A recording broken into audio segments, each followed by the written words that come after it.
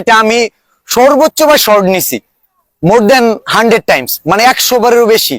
Thoughts of Billal একটা short সর্বোচ্চ 2 বার বা 3 বার দেয়, ম্যাক্সিমাম শর্ট একবারে হয়ে যায়, কিন্তু এই শর্টটা আমার 100 বারেরও বেশি লাগছে। এবং এই শর্টটা আমাকে যতটুকু স্পিড দেয়, এটা আমার জন্য এই কয়েকটা লাইনই অনেক অনুপ্রেরণা। সেটা এমন ছিল, যদি হাঁটতে চাও সফলতার পথে, তবে অজুহাত কেন নিজের সাথে?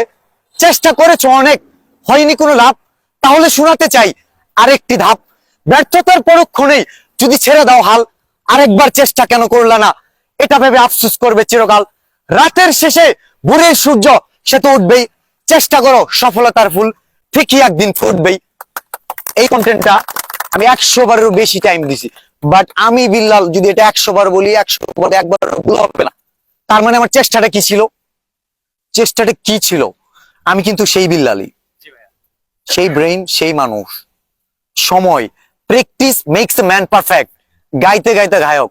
একজন শিল্পী কিন্তু এমনি শিল্পী হয় না, অনেক প্রতিভা অগোচরেই থেকে যায়, কারণ সেটা ফুটাই তুলতে হয়। তোমার কি আছে, তুমি কি পারবা, এটা তুমি ছাড়া কেউ জানে না। আমি বিল্লাল কি পারতাম আমি ছাড়া কেউ জানি না, এবং আমি নিজেই জানতাম না, কারণ আমি চেষ্টা করতে করতে একটা পর্যায়ে হচ্ছে না, এটা না ওইটা কিছু একটা দিয়ে হবে, আমার তো ঘুরে দাঁড়াতেই হবে। আমার আরেকটা কন্টেন্ট ছিল, যে কন্টেন্টটা অনেক মানুষের কাছে পৌঁছাইছে, সেটাও একটা আফসোসের কারণ ছিল। কন্টেন্টটা কেমন ছিল? ভালোবাসার আলো জ্বালাতে পেরেছে কজন? বেশিরভাগই তো হৃদয় ভাঙার গর্জন। হৃদয় কি ভাঙছে না অনেকেরই? পারবো কিনা জানি না, তবে স্বপ্ন আমার একটাই, আমি তোমার আফসোসের কারণ হতে চাই। আমি কি পেরেছি? আমি কিন্তু তখন বলেছি পারবো কিনা জানি না, কিন্তু আমি জানতাম। কিন্তু আমি যদি বলতাম যে আমি জানি, তাহলে বুঝতো না। কিন্তু আমার ওই কথাটা প্রমাণ করতে সময় লাগছে না। সো আপনি কি করবেন, কি পারবেন, সেটার জন্য সময় দিতে হবে, চেষ্টা করতে হবে। আমার একটা কন্টেন্ট ছিল, যেখানে আমি একটা সিরাজগঞ্জ পাওয়ার স্টেশনে এলেঙ্গা ব্রিজ ক্রস হয়ে ওই পাশে গিয়ে শর্ট দিই, যমুনা সেতুর নিচে। যে কন্টেন্টে আমার লাইফে সবচেয়ে একটা হার্ডওয়ার্কিং কন্টেন্ট ছিল।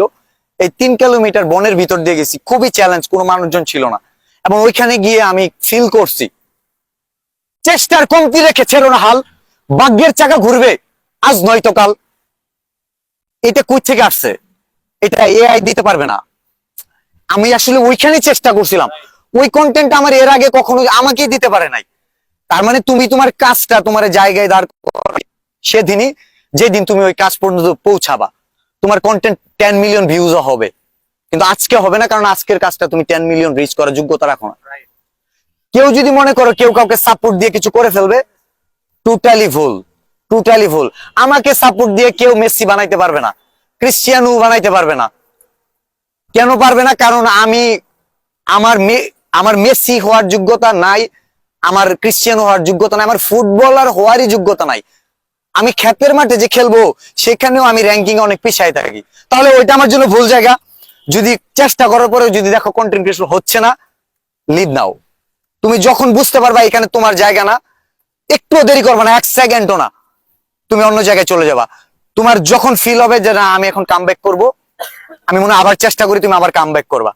কিন্তু বুকার মতো, অন্ধের মতো চেষ্টা করো না। আমি চোখ বন্ধ করে সারা দিন চেষ্টা করব, আমি সূর্য দেখবো, চাঁদ দেখবো, আকাশ দেখবো, সম্ভব? আমি দিন রাত কিছুই দেখতে পারবো না, অন্ধকারই দেখবো। তো তুমি যদি আলো দেখতে চাও, চোখ বন্ধ করে না, চোখ খুলে দেখাও। এটাই হচ্ছে তোমাদের জন্য আমার মেসেজ। আমি আমার ক্ষুদ্র জ্ঞান থেকে বলি, আমার এক লাইনও হতে পারে তোমার জীবন বদলাইতে পারে, কারণ আমার জীবনেও এমন একটা মানুষ আছে যার এক লাইনও আমার জীবন বদলাইছে। তো এইরকম এইরকম সময় এটা হয়তো পাবা না।